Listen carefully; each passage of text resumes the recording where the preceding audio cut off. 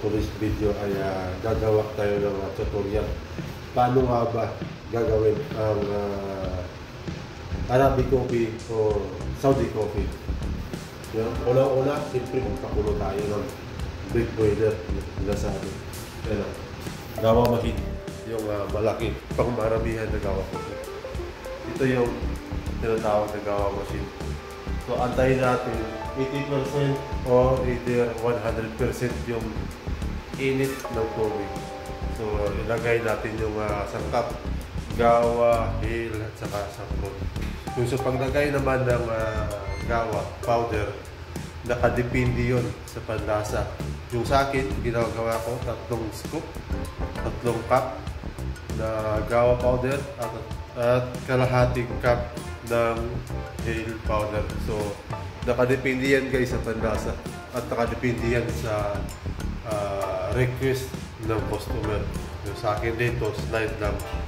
Tapos pang maramihan, ito big boiler. Ito na. Yung temperature nyo pala guys. Ang temperature ay ayan na. 85 degrees. So pwede na tayong maglagay ng mga sangkap. So, yan ang buhay T-boy o office boy dito sa Saudi.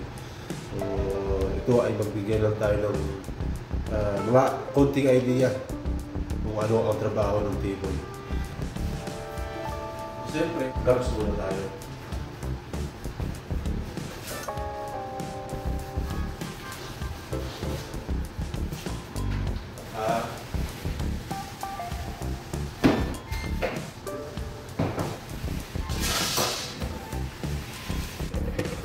So ito na yung ano guys, ito yung hale powder. Yan. Yan ang hale. Ito naman yung gawa. 3 scoop niyan, kalahati nito.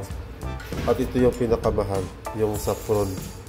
At tansyado lang yan, mga kalahating scoop, kalahating kutsara. Ganito. Yung kutsara, kalahati lang. Kasi yan napakamahal yan.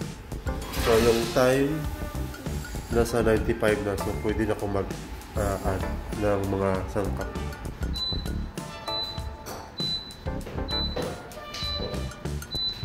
So 3 scoop, 3 cup ng gawa powder.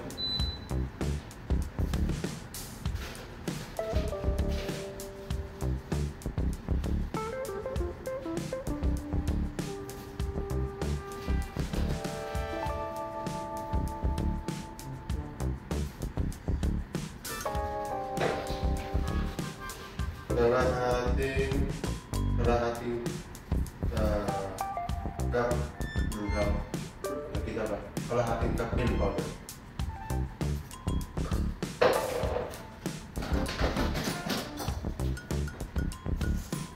Tapos kaunting salita ng saffron. Napakamahal lang ito.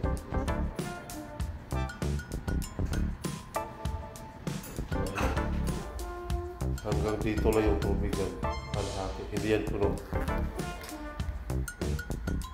Yan yung panisalo. Hanggang dito lang yung tubig.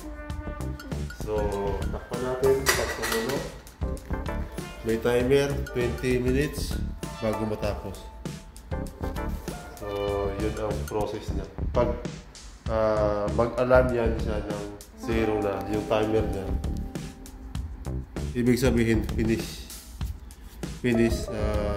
ready to use na, ready to drink pag nag 0-0 na yun siya. So ganyan lang kadali ang trabaho ng T-boy dito sa gitnang silahan. Yun nga lang, yung sahod siyempre maliit lang, basic salary lang tayo guys. So ayun guys, malapit na siya matapos yung 20 minutes na counting para sa process ng gawa. Pag yan nag-0, ang kapalit niyan 6 hours. So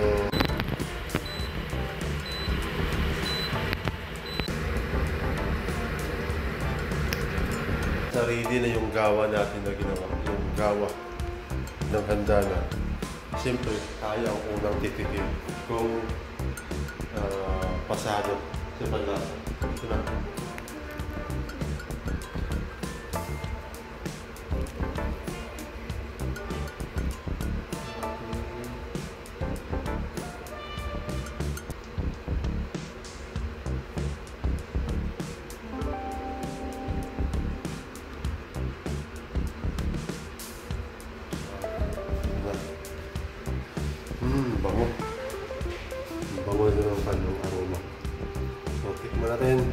ang Gawa Arabic coffee o Saudi coffee.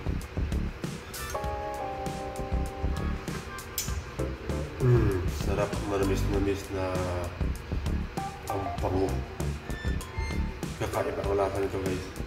Pampalakas ng tuhod ito. Kaya pag hindi na malakas ang tuhod mo, at saka pag hindi na malakas yung pangatlong paa mo, maggawa ka na. Mas masarap sana ito kapag mayroon ng dates o tamar. Pag mayroon yan, ito yung partner. Dates at saka gawa.